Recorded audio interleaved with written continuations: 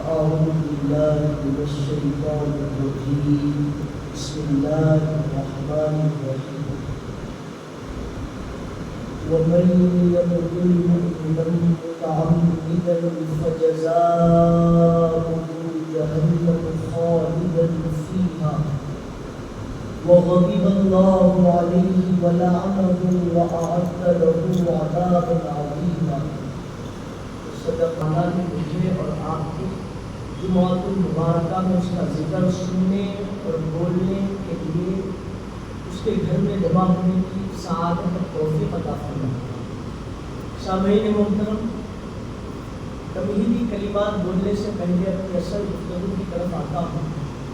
جیسا کہ آپ نے مولانا سے سنا درود شریف کی فضیلت اور اس کے بارے میں جو اہم گفتگو کی آپ نے سماعت فرمائی. میں نے جو کلام پاک کی آیت شریفہ آپ کے سامنے تلاوت کی ہے وہ دور حاضر کا تقاضا ہے. آپ تمام کو یہ بات سمجھنی اور جاننی ضروری ہے. آپ جانتے بھی ہیں، سمجھتے بھی ہیں کہ اللہ رب العزت اگر چاہے تو بندے کے ہر ایک گناہ کو معاف کر دے. اگر وہ چاہے تو سمندر کے جھاگ کے برابر کے بندے کے گناہ ہو تو اللہ اپنی دست رحمت سے اس بندے کے گناہوں کو معاف کر دے. یہ اللہ رب العزت کا معاملہ ہے بندے کے لیے. تمام گناہوں میں دو گناہ ایسے ہیں جو بندے کے اللہ کبھی معاف نہیں کرتا. کتنا بھی بڑا بندہ گناہ گار ہو اللہ سب معاف کرتا ہے، لیکن دو گناہ کو اللہ کبھی بھی معاف نہیں کرتا. وہ گناہ کون سے ہیں؟ تو اس کے بارے میں آیا ہے کہ ایک کفر ہے اور ایک شرک ہے. اگر کوئی بندہ کفر کر دیا، انکار کر دیا دین کا یا شریعت میں کسی ایک چیز کا، تو وہ کافر ہو گیا. یا نبی کی نبوت کا انکار کر دیا، رسول کی رسالت کا انکار کر دیا، قرآن کے 30 پاروں میں سے ایک آیت کا انکار کر دیا، یا حدیث رسول کا انکار کر دیا، یا کسی چیز کی فراموشی کر دیا تو وہ کافر بن گیا. اللہ سب گناہ معاف کر سکتا ہے لیکن کفر کو معاف نہیں کرتا. اور اسی طریقے سے حضور نے بتلایا اللہ شرک کو کبھی معاف نہیں کرتا. شرک کیا ہے؟ تو بتایا گیا کہ اللہ کے علاوہ کسی کو خدا ماننا یہ شرک ہے، یا اللہ کے جیسا کسی کو سمجھنا یہ شرک ہے، یا اللہ کے برابر کسی کو سمجھنا یہ شرک ہے. یا کبھی اللہ ناراض ہو جائے تو پھر اللہ کو منانے کے لیے یہ خدا کو منانا، اس کو خدا جاننا یہ شرک ہے. تو اللہ کبھی بندے کو جو ہے شرک اور کفر سے معاف نہیں کرتا. تو اللہ رب العزت کو جس طرح ناپسندیدہ پورے گناہوں میں عمل شرک اور کفر ہے، اسی طریقے سے اللہ کو قتل کرنا بہت زیادہ ناپسند ہے. قتل کے بارے میں حضور پاک علیہ السلام نے کئی ساری حدیثیں ارشاد فرمائی.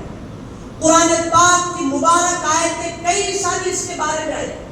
میں نے جو خطبے میں آپ کے سامنے قرآن پاک کی آیت تلاوت فرمائی، کیوں فرمائی؟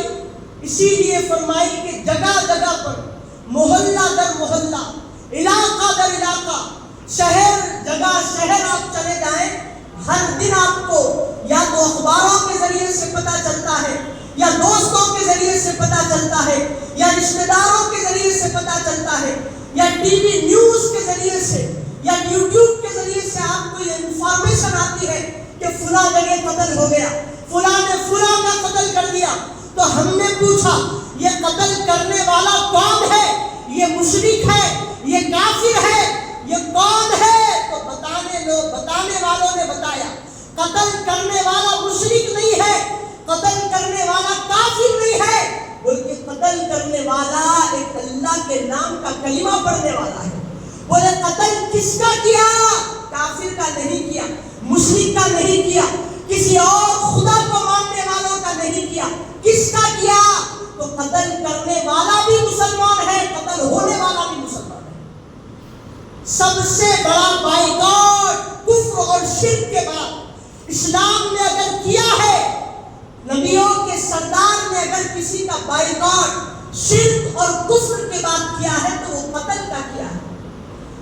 قرآن نے بتایا، مسلمانوں کے ایمان کو جھنجھوڑ کے بتایا، وَمَن يَقْتُلْ مُؤْمِنًا مُتَعَمِّدًا، جو کوئی بندہ کسی مسلمان کا قتل کرتا ہے جان بوجھ کر، اس نے اس کے باپ کا قتل نہیں کیا، بیٹے کا قتل نہیں کیا، رشتہ داروں میں کسی کا قتل نہیں کیا، کوئی وجہ نہیں بنی، پیسوں کی خاطر انہیں بولا بول کے قتل کر دیا، جان بوجھ کر قتل کر دیا، فَجَزَاؤُهُ جَهَنَّمْ۔ کافروں کی بات آئی، مشرکوں کی بات آئی تو اللہ نے کلام میں فرمایا ہر گناہگار کے لیے دوزخ میں لمیٹڈ وقت ہوتا ہے، اتنے سال جائے گا دوزخ میں جلے گا، پھر تمام گناہوں سے پاک ہوگا، کوثر میں نہائے گا، جنت میں چلا جائے گا۔ ہر گناہ کے لیے لمیٹڈ عذاب ہوتا ہے، ایک وقت تک کا عذاب دیا جاتا ہے، لیکن اللہ نے کہا کافروں اور مشرکوں کے بارے میں ہم فیہا خالدون، یہ وہ لوگ ہیں جنہوں نے اللہ سے بغاوت کی ہے، جنہوں نے اللہ کو چھوڑ کر دوسروں کی عبادت کی ہے، ان کا ٹھکانہ دوزخ میں لمیٹڈ نہیں ہوگا، ہمیشہ کے لیے ہوگا۔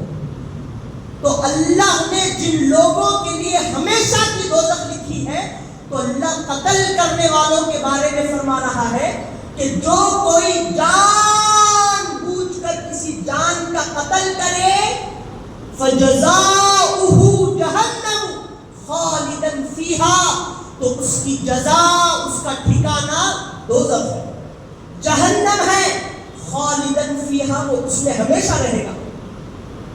تو جس کافر اور مشرک کے لیے ہمیشہ کی دوزخ تھی، یہ مسلمان قاتل کے لیے ہمیشہ کی دوزخ بن گئی۔ کیا قصور تھا اس کا؟ اس کا قصور یہ تھا کہ اس نے دوسری جان کو قتل کر دیا۔ عزیزان محترم، قتل کو اتنا آسان سمجھ کے بیٹھ گئے لوگ، اتنا آسان سمجھ لیے لوگ، قتل کر دو مسئلہ حل کر دو۔ اس کے بارے میں آگے قرآن نے کہا وَأَعَدَّ لَهُمْ عَذَابًا عَظِيمًا، اور ان لوگوں کے اللہ نے بہت بڑا عذاب تیار کر کے رکھا ہے۔ عزیزان محترم، قتل کوئی معمولی چیز نہیں ہے۔ بیوی کو شوہر کے اوپر غصہ آ گیا، رات میں شوہر سونے لگا تو اس کے گلے پر چھری چلا دی، فلاں دوست کو دوسرے دوست نے ڈرایا دھمکایا مارا تو دوست غصے میں آ کے دوسرے دوست کا قتل کر دیا، فلاں رشتہ داروں میں رشتہ دار نے دوسرے رشتہ دار کا قتل کر دیا، فلاں بھائی نے وراثت کو پانے کے لیے دوسرے بھائی کا قتل کر دیا، فلاں نے فلاں کا قتل کر دیا۔ وہ ایک کی محبت دوسرے کے ساتھ تھی، وہ محبت آپس میں ملی نہیں تو وہ آدمی کا قتل ہو گیا۔ 20 سال کی عمر کے لوگوں کا قتل، 25 سال کی عمر کے لوگوں کا قتل، قتل کی کوئی قید نہیں، جو جیسی مرضی میں آئے قتل کرتا چلا جا رہا ہے۔ عزیزان محترم، قرآن شریف نے، اسلام نے کفر اور شرک کے بعد سب سے بڑا بائیکاٹ کسی کا کیا ہے تو وہ قتل کا کیا ہے۔ قتل کوئی معمولی شے نہیں ہے۔ حضور پاک علیہ السلام نے فرمایا، حضرت ابو سعید خدری اور حضرت ابو ہریرہ رضی اللہ عنہ روایت کرتے ہیں، ترمذی شریف کی روایت ہے، فرمایا گیا ہے کہ قتل اللہ کو اتنا ناپسند ہے کہ اگر سمجھانے کے لیے حضور فرمائے اہل زمین کے تمام لوگ، یعنی زمین پر زندگی گزارنے والے سارے لوگ اور تمام آسمانوں پر رہنے والے لوگ، کون رہتے تھے آسمانوں پہ؟ فرشتے رہتے۔ فرشتے اللہ کی مرضی کے بغیر کوئی کام نہیں کرتے، لیکن حضور صلی اللہ علیہ وسلم سمجھانے کے لیے بتا رہے ہیں کہ زمین پر رہنے والے لوگ، آسمانوں پر رہنے والے لوگ اگر کسی قتل میں، کسی انسان کی موت میں شریک ہو جائے،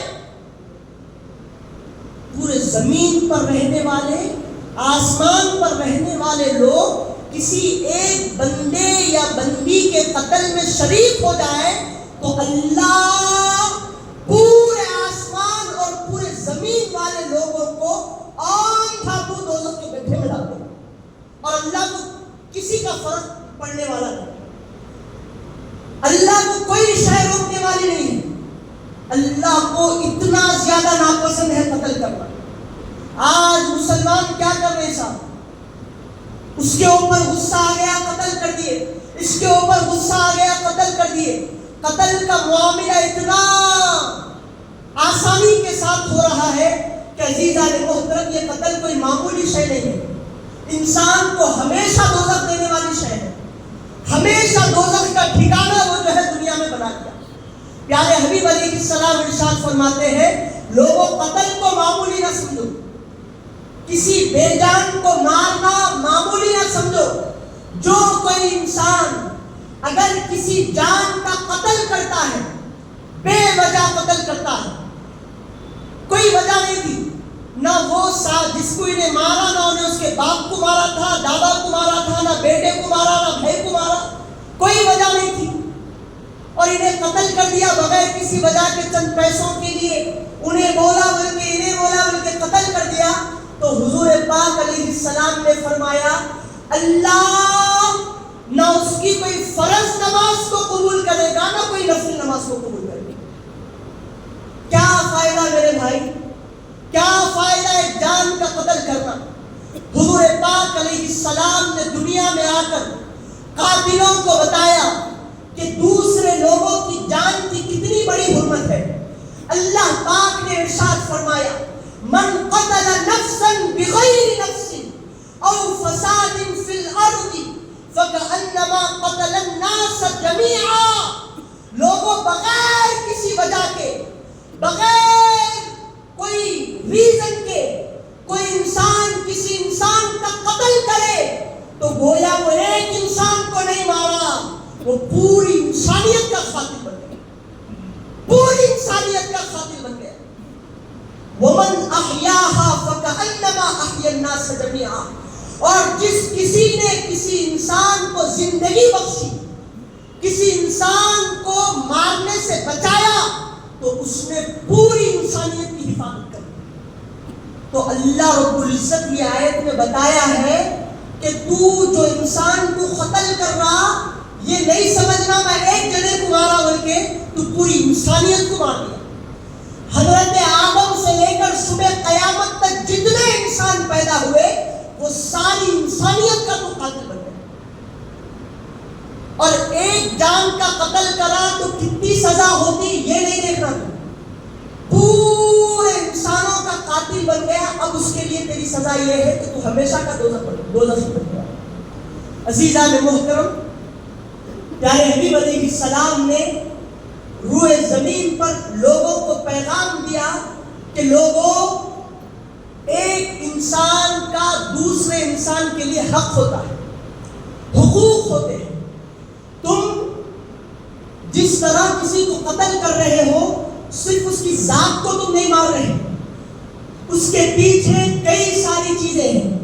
تم سمجھ رہے کہ انہیں میرے کو تکلیف دے دیا میں اس کو مار دیا, ایسا نہیں ہے. وہ بھی کسی کے گھر کا بیٹا ہے, جس طرح تو کسی کے گھر کا بیٹا ہے تو وہ بھی کسی کے گھر کا بیٹا ہے. اس کی بھی کوئی بیوی ہے, اس کے بھی بچے ہیں, اس کے لیے بھی کسی نے آرزویں کر کے رکھی ہے. شاید اس کے ماں باپ گھر میں بوڑھے ہیں, وہ اپنے ماں باپ کا ایک سہارا بن کے تھا, ماں باپ کا سہارا بازو بن کے تھا. ماں باپ اپنی بوڑھی آنکھوں سے اپنے بیٹے کو اپنی لاٹھی بنا کے رکھے تھے کہ میرا بیٹا جائے گا, کمائے گا, ہمارا پیٹ بھرے گا, میرا بیٹا میرے آنکھوں کی ٹھنڈک ہے. جس طرح تیرے ماں باپ کی آنکھوں کی ٹھنڈک اللہ نے تجھے بنایا, جس کو تو مار رہا ہے وہ بھی تو کسی کے آنکھوں کی ٹھنڈک ہوگا. وہ جس کو تو مار رہا ہے اس کی بھی بیوی ہوگی جس کو تو بیوہ بنا رہا ہے. وہ جس کو تو قتل کر رہا ہے اس کے بھی کوئی بچے ہوں گے جس کو تو سرے بازار یتیم بنا رہا ہے. ارے اس نے اپنے بچوں کے لیے کیا کیا نہیں سوچا ہوگا, کیا کیا کرنا نہیں سوچا ہوگا. میرے بچے ایسا پڑھیں گے, میرے بچے وہ بنیں گے, میرے بچے ایسے بنیں گے. وہ شاید گناہگار تھا, خطا کار تھا, سیاہ کار تھا, لیکن اللہ نے اس کے لیے کوئی وقت رکھا ہوگا کہ یہ وقت میں آ کے وہ اللہ کے لیے توبہ کرے گا, گڑ گڑائے گا, روئے گا, اللہ اس کو معاف کرے گا. وہ ایک خلق کثیر کے لیے لوگوں کو اللہ پہنچائے گا. ارے تو نے کس کا قتل کر دیا؟ تو اپنی نفسانی خواہشات کو، اپنے غرور کو، اپنے تکبر کی خاطر اس کی آڑ میں ایک جان کا قتل نہیں کیا، تو نے ایک فیملی کا قتل کیا، تو نے ایک کنبے کا قتل کیا، تو نے ایک خاندان کا قتل کیا. ارے بدبخت، خدا کہتا ہے تو نے خاندان کا قتل نہیں کیا، تو نے پوری انسانیت کا قتل کر دیا. لوگوں قتل کو آسان نہ سمجھو. حضور پاک علیہ السلام نے حجۃ الوداع کے موقع پر تمام صحابہ کو بھرے مجمع میں بٹھایا اور کھڑے ہو کر کہا، لوگوں یہ دن کون سا ہے؟ پھر کہا، لوگوں بتاؤ یہ مہینہ کون سا ہے؟ لوگوں بتاؤ یہ جگہ کون سی ہے؟ مسجد حرام میں حضور کھڑے ہوتے، بیت الحرام میں حضور کھڑے ہو کر فرمائے. تو پھر حضور ہی نے کہا، یہ دن حرمت والا دن ہے، یہ مہینہ عزت و اکرام والا مہینہ ہے، اور یہ جگہ اللہ کا گھر ہے، اور یہ جتنی معزز جگہ ہے اس سے زیادہ عظمت اور حرمت والی چیز انسان کی جان ہے.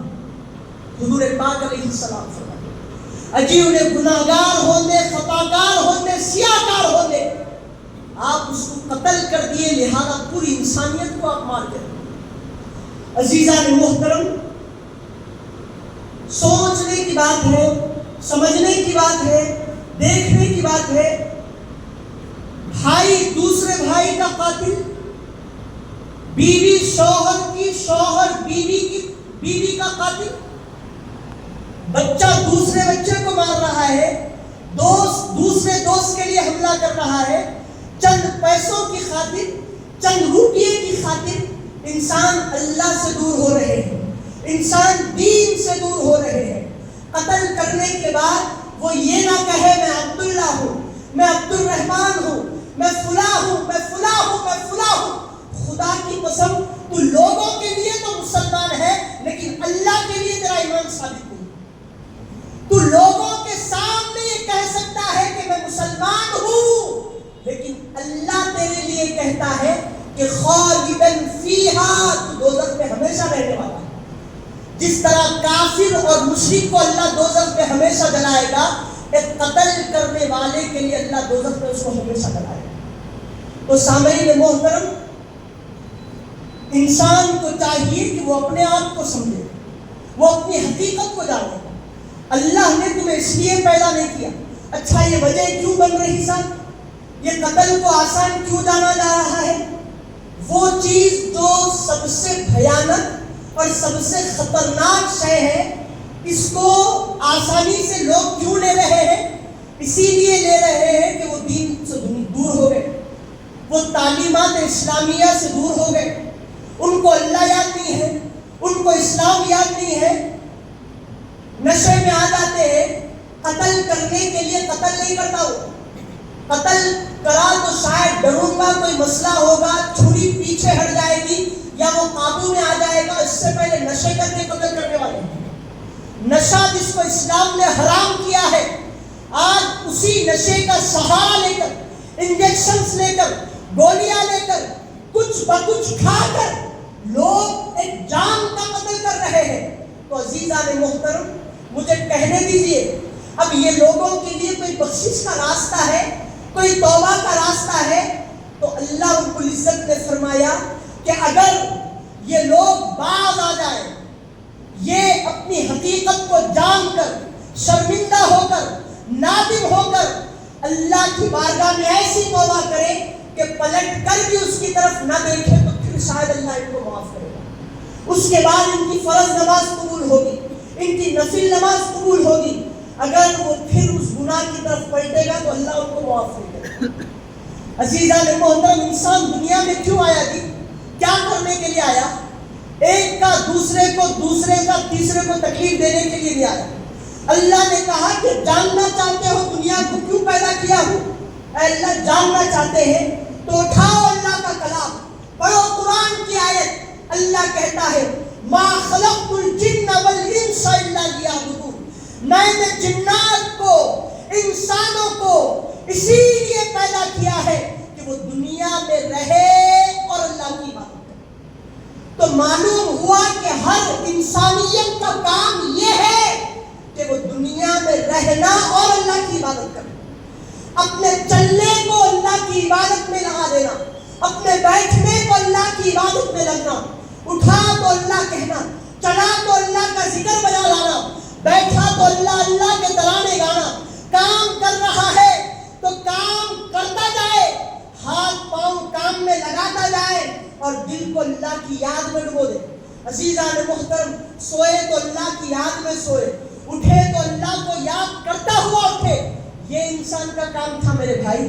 حضور جن چیزوں کو حرام کر دیے مسلمانوں کے لیے، قرآن نے جن چیزوں کو حرام کیا، آج مسلمان وہ چیزوں کو حلال کر دیے۔ جس چیزوں کو قرآن نے حلال کیا اس کو حرام کر کے بیٹھ گئے۔ عزیزان محترم، اللہ نے کہا حقوق کی دو قسمیں ہیں، ایک ہوتا ہے اللہ کا حق، ایک ہوتا ہے بندے کا حق۔ اگر تو جو ہے اللہ کے حق میں حق تلافی کر دیا، اللہ کے حق کو پورا نہیں کرا، نمازیں پڑھنا تھا چلو نہیں پڑھا کسی وجہ سے غلطی کر دیا، روزے رکھنا تھا چلو نہیں رکھا اس کا ایک مسئلہ ہو گیا، عبادت کرنا تھا زکات دینا تھا کچھ کرنا تھا نہیں کرا، ٹھیک ہے۔ اللہ کہتا ہے اگر میرے حق میں کوتاہی کرا تو میں رحمان ہوں، میری شان رحیمی لامحدود ہے، ان لمیٹڈ ہے، شاید کہ بندہ تجھے معاف نہ کرے میرے پاس ہوا، اور جان لے کہ میں عادل ہوں، میں خوب عدل کرنے والا ہوں، میرے سے اچھا کوئی انصاف کرنے والا نہیں، میں انصاف کرنے میں سب سے زیادہ اچھا ہوں۔ اگر کسی بندے کا تو حق مارا نا، جب تک وہ بندہ تیرے کو معاف نہیں کرا تو بخشا نہیں جاتا۔ عزیزان محترم، ہر جگہ قتل عام ہو گیا ایسا، 18 سال کے جوان بچے، 20 سال کے جوان بچے، 21-22 سال کے جوان بچے جن کو غسل کا طریقہ نہیں معلوم، جن کو نماز کا طریقہ نہیں معلوم، اٹھے کہ بول دیے میں عبداللہ ہوں، میں فلاں ہوں، میں مسلمان ہوں، میں اللہ کا بندہ ہوں، میں نبی کے نام کا کلمہ پڑھنے والا ہوں، لیکن ان کا بیک گراؤنڈ دیکھے تو انہیں اس کا قتل کرا، انہیں اس کا قتل کرا، انہیں اس کے پیچھے بھاگا، انہیں وہ کرا، انہیں وہ کرا، انہیں گنگیڑی ہے، انہیں شرابی ہے، انہیں جواری ہے، انہیں چور باز ہے، کیا کیا کی ہے، اس کا یہ بیک گراؤنڈ ہے۔ یہ مسلمانی کہاں باقی رہتی میرے بھائی؟ اسلام اس کے اندر کہاں باقی رہتا؟ اسلام جس چیزوں کا خاتمہ کیا ان چیزوں کو زندہ کرنے والے یہ مسلمانوں کا لبادہ پہننے والے لوگ بنے۔ تو لہذا یہ مسلمان نہیں ہے، یہ مسلمانوں سے دور بھاگے ہوئے لوگ ہیں، اسلام سے دور بھاگے ہوئے لوگ ہیں، اور ہر قاتل سمجھ لے کہ اس کا ٹھکانہ ایک کافر اور مشرک کی طرح ہے۔ اگر وہ اپنی زندگی میں توبہ کر لیا سچی پکی تو پھر اللہ اس کو معاف کرے۔ تو اللہ نے کہا میں تم کو دنیا میں اسی لیے بھیجا کہ تم میری عبادت کرنا اور میرے طریقے پہ چلنا، میری اطاعت کرنا، میرے رسول کی اطاعت کرنا۔ اگر تم وہ اطاعت کو چھوڑو گے تو تمہارا ٹھکانہ دوزخ بنے گا، جنت کی کوئی تمنا نہیں کرو۔